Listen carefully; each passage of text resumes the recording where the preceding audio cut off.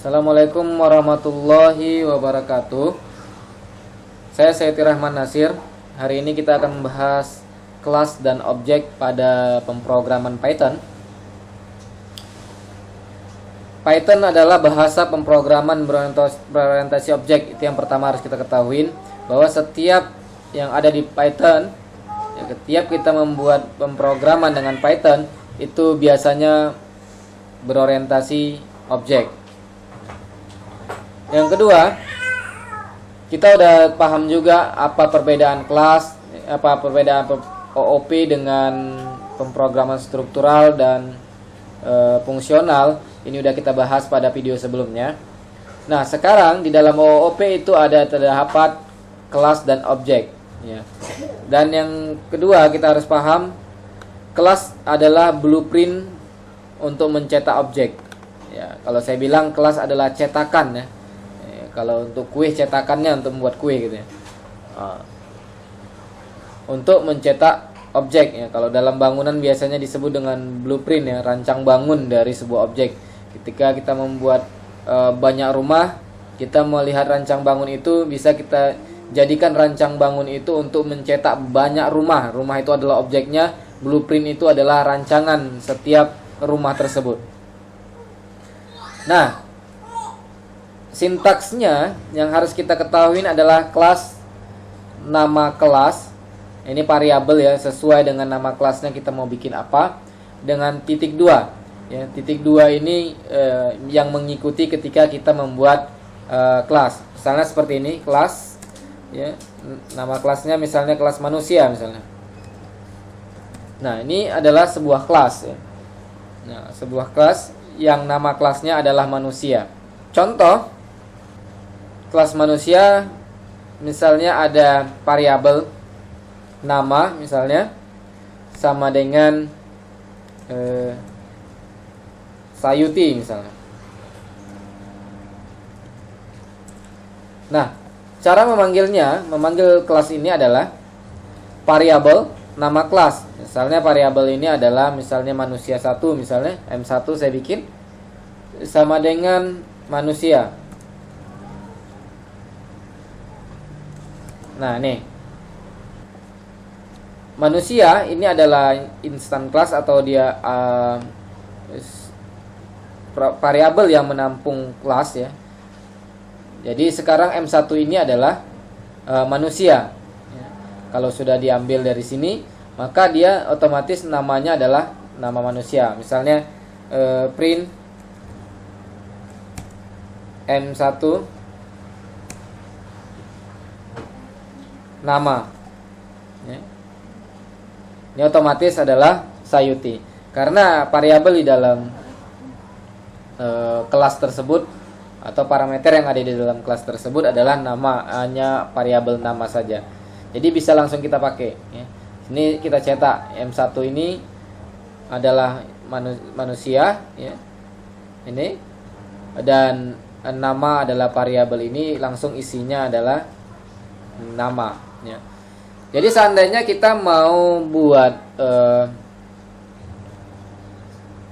variabel yang bisa kita input, ya, atau parameter manusia ini kita ambil, ya. Misalnya namanya itu bisa kita buat berdasarkan inputnya, ya. Bukan otomatis seperti ini. Kita mau bikin namanya sesuai dengan yang kita inputkan di sini, ya. Berarti kita perlu ada namanya init, ya, fungsi yang dipanggil otomatis ketika memanggil kelas, ya. Berarti kita tambah di sini, ya, def init. Nah, ini fungsinya. Di sini ada parameter, biasanya digunakan adalah self, ya.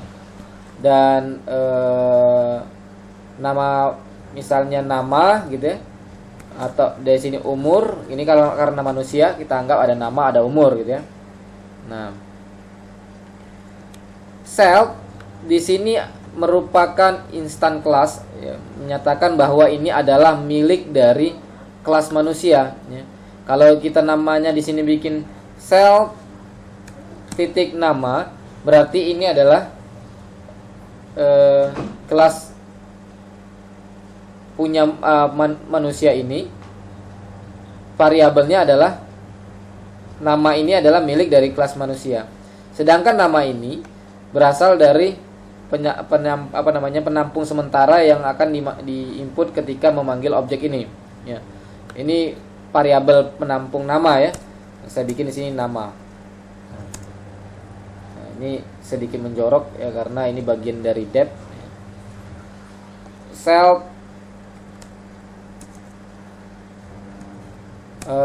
umur sama dengan umur gitu. Nah, contoh ini kita panggil nama dan umur ya. Misalnya namanya Sayuti, umurnya 35 tahun misalnya. Ini tadi sedikit saya perbaikin. Yang pertama def ya, ini F-nya 1 ya.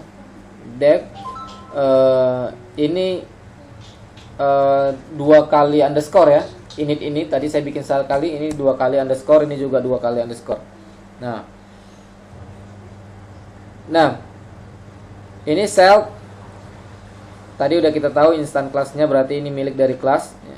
Sedangkan ini adalah variabel penampung sementara ya. Sekarang self nama ini udah bisa digunakan di seluruh fungsi yang ada kalau ada fungsi lagi di bawahnya. Tapi kalau ini saja, ini hanya untuk kelas ini saja ya.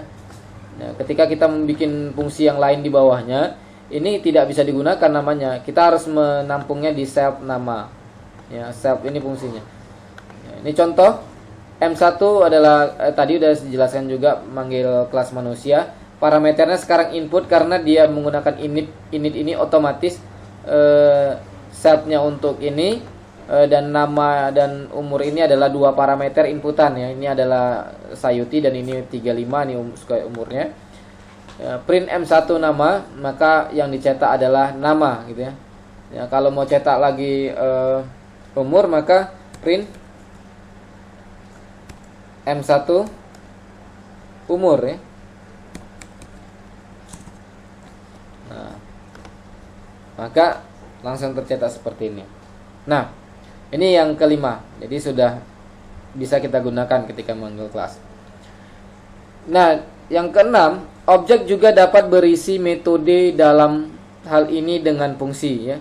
Objek itu bisa berisi metode. Ya, kalau ini kan dia memanggil satu variabel saja ya. Variabel dalam ini gitu ya. Nama dan umur ya. Tidak ada metode di dalamnya ya. Kalau kita membuat fungsi di dalamnya, misalnya def cetak gitu ya, maka nama dari fungsinya ini adalah cetak gitu ya. Dari fungsinya ini adalah cetak. Nah, misalnya print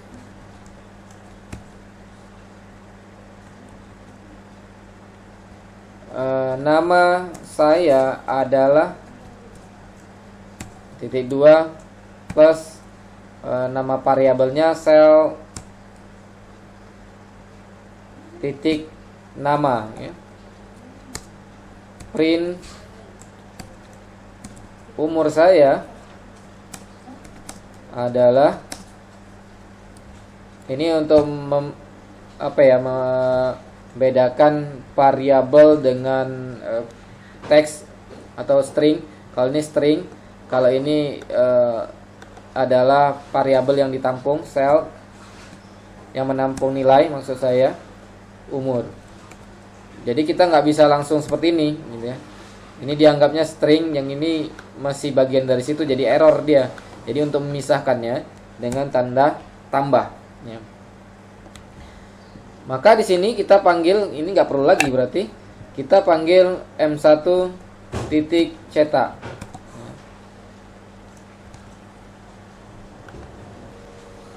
Nah, ini tidak bisa gitu ya. Ini sengaja kita pasang biar supaya tahu apa fungsinya ya. Ya, sebagai inputan ini nggak ada ya, di fungsi ini harus punya inputan ya. Harus kita panggil juga selfnya. Nah, ini inputnya sebagai ini cetak ya. Ya, nama saya adalah Sayuti. Bahwa tidak bisa can only concatenate str ya. Karena di sini dia integer, sedangkan ini string, dia tidak bisa gabung. Kalau mau menampilkan berarti kita mau ubah dulu dari ke string ya, str.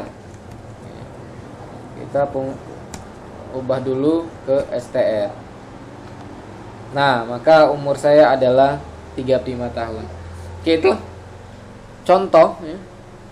Di dalam Python ya, ketika menggunakan fungsi ya. Jadi semua konsepnya sudah saya jelaskan dari 1 sampai 6. Ya, ini contohnya. Dan yang terakhir ya, self ini bukan satu keharusan. Ini hanya sekedar menyatakan bahwa ini adalah milik kelas dan boleh dengan variabel atau nama lain, misalnya saya gitu ya. Nah, kita ambil saya ya.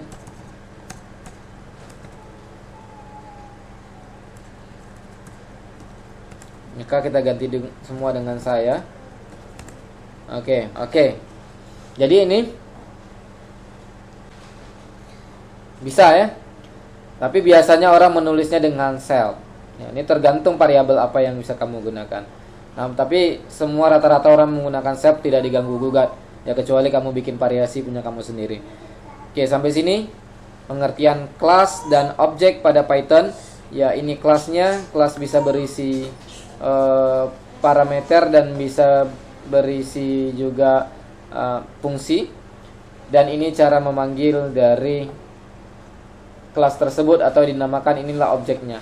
Ya, ketika kita menggunakan objek yang lain, ya kita membuat manusia yang lain, maka tidak perlu lagi mengulang pemrograman ini, ya, tidak perlu lagi seperti struktural atau prosedural. Ya.